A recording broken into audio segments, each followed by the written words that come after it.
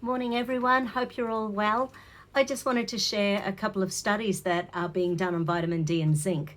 If you haven't heard of these at the moment, it's really quite exciting. So there was a small study that was released. It was only 212 people, but it looked at people with COVID-19, and then it looked at the severity of the symptoms from mild right through to severe.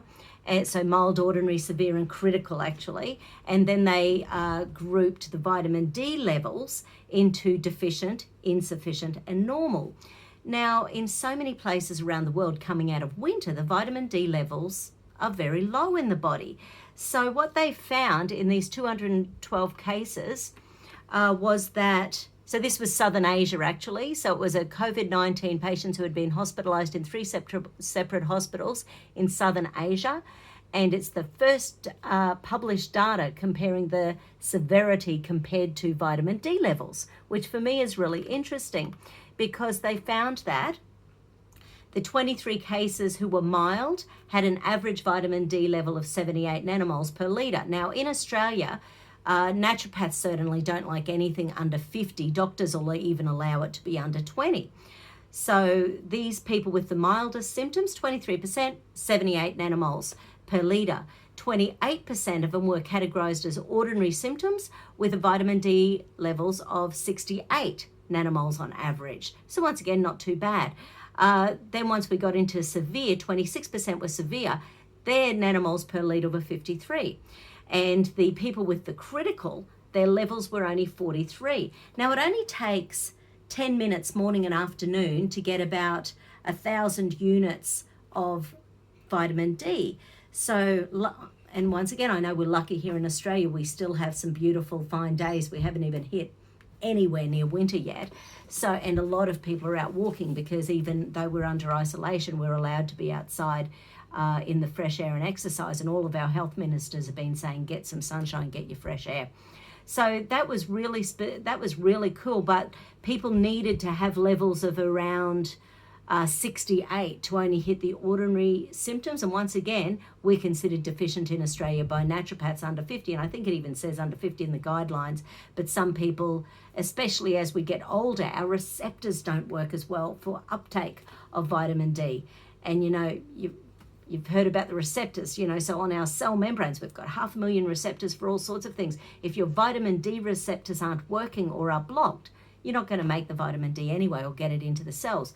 So that's where things like, your green leafies are so important, your foods that are high in sulforaphane typing things, so that you can clean these receptors and just make sure you can actually take up the vitamin D. One of my clients, her vitamin D levels had always been low in her blood tests until we'd done Sulfuraclear for a few months. And then when she got her next vitamin D test done, it was actually higher than it had been for several years. So we had to clean the receptors before the vitamin D would actually get in there. But anyway, you've heard me talk about detox before. So detox is very much about, drinking your purified water, cutting down on the stuff we know is bad for us, increasing our green leafies, increasing our good quality protein. The liver doesn't function without protein. So anyway, that's the vitamin D one.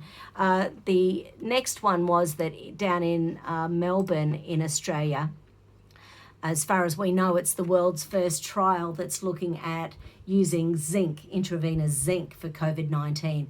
And so it's Dr. O'Neill and Patel, Dr. O'Neill Patel, and Dr. Joseph Ishia from Austin Health. So they're basically going to be doing a zinc trial. And when they were talking about it, they sort of said that, obviously by the time we're on a ventilator with COVID-19, there's sometimes multiple organ failure already happening in the background.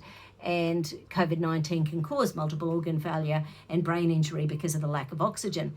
So what they're hypothesizing is that zinc helps to slow the rate of similar viruses such as SARS and the common cold. And it also, zinc at high doses can protect organs like the heart, kidneys, and liver against the damage caused by lack of oxygen. So that trial is being fast-tracked, which is really exciting. And over in the UK, there's where is it? There's a heart expert who is also looking at